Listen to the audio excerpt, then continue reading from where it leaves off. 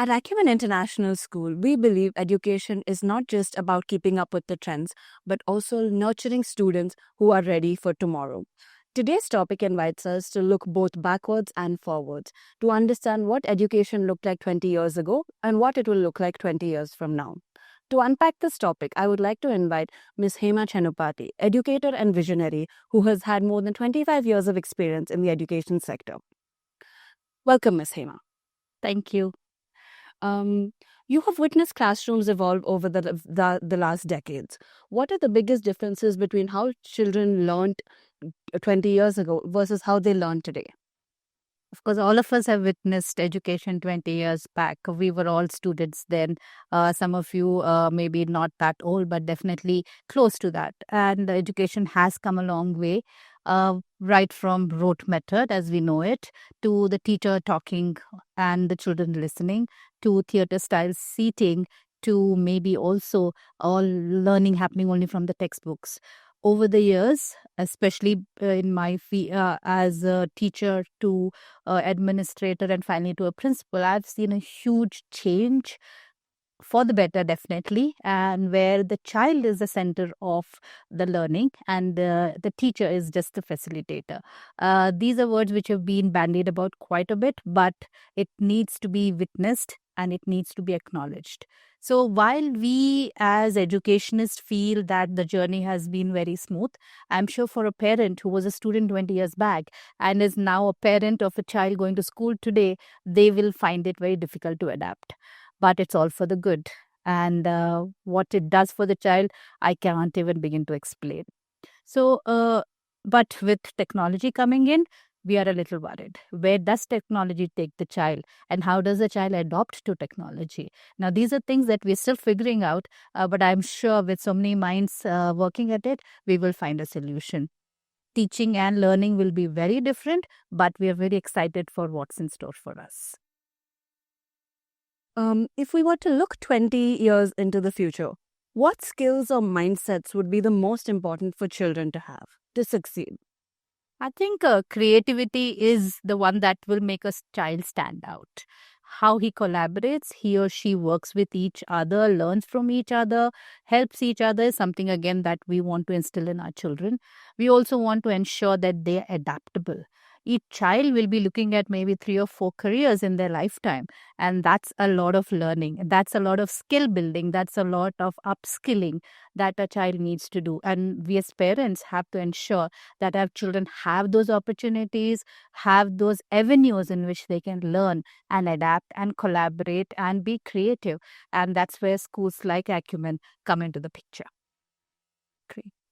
Like you mentioned, I think technology is really taking education into a very different avenue.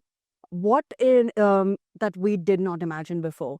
How can schools balance this innovation but also maintain the human touch in learning? So, we are not saying that the teacher is going to be done away with. A teacher is very, very important in this scenario as well. A teacher is the one who will guide the child on what to learn, and how to use what they have learned. We have to maybe build a future for these children where they are emotionally stable, where they are adaptable, where they think that what they have learned can be used to a better purpose. And of course, they look at each other for inspiration. Today, collaboration becomes very difficult because in nuclear families, children do not interact with many others, but communities and schools definitely help. And we look at parents to bring in that kind of balance in their children's life where they can learn how to use each other's knowledge and each other's strengths to build a future that they can really benefit from. As an educator yourself, how can in your experience, how can educators prepare students for jobs and industries that don't exist yet? Yeah, like I mentioned, they're going to be changing many, many professions going forward. They're going to be looking at every 20 years, they'll be looking at something different to do. In fact, today's generation is that we come across people every 2 years, they're bored of what they're doing and want to look at something very different.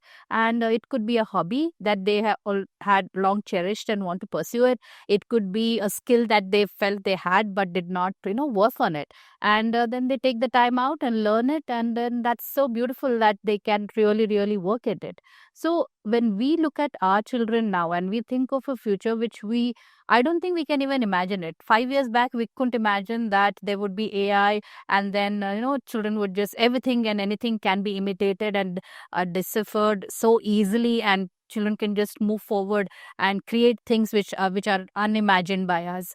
But what we can do is give them the skills to deal with all of this, the emotional intelligence to decipher what's wrong, what's right, and how to use that knowledge to the best of for themselves and for the community around them. As education evolves, what can parents do to support their children in this changing landscape?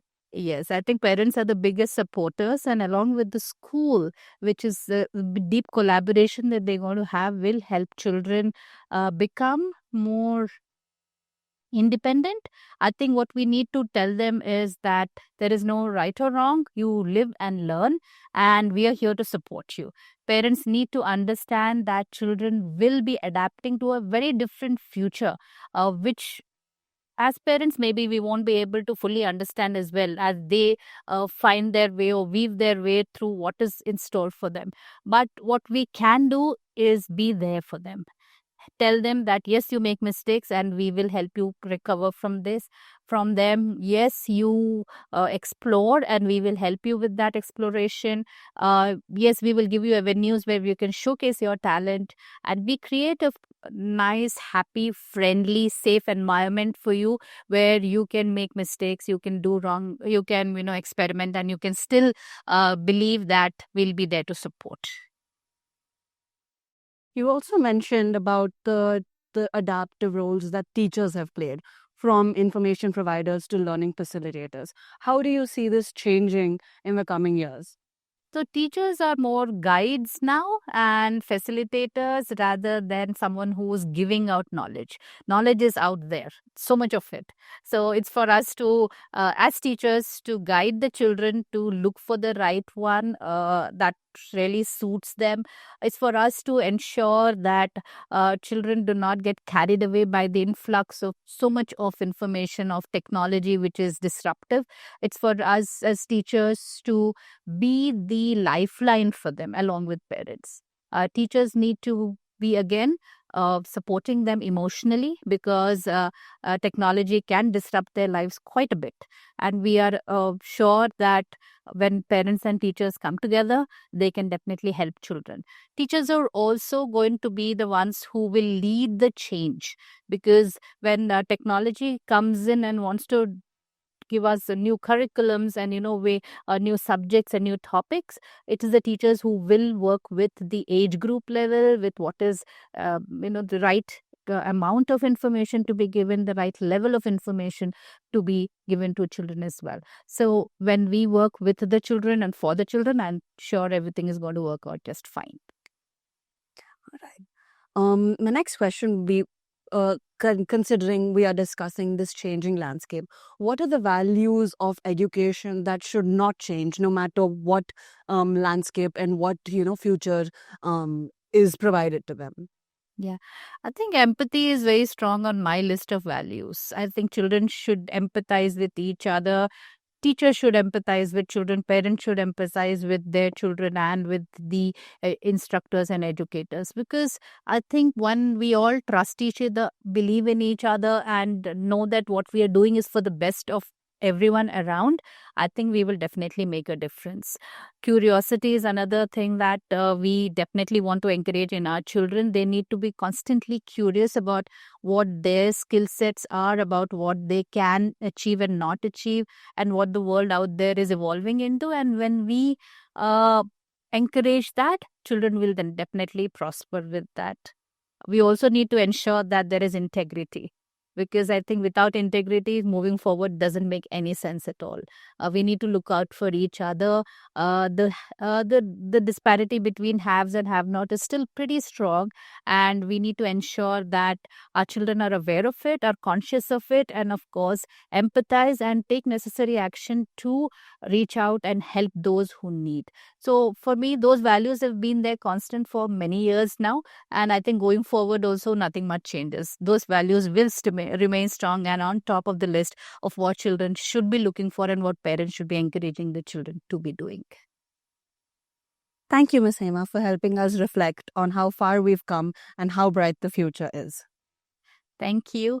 And I would like to leave with the last word that while we are conscious of the change that's happening and of all the turmoil that we as parents and our children are going through, we need to trust in ourselves, trust in our own nurturing, thus trust in the Indian value system that is always stood by our children and always encouraged them and taught them to do their best and give back to society as much as they can.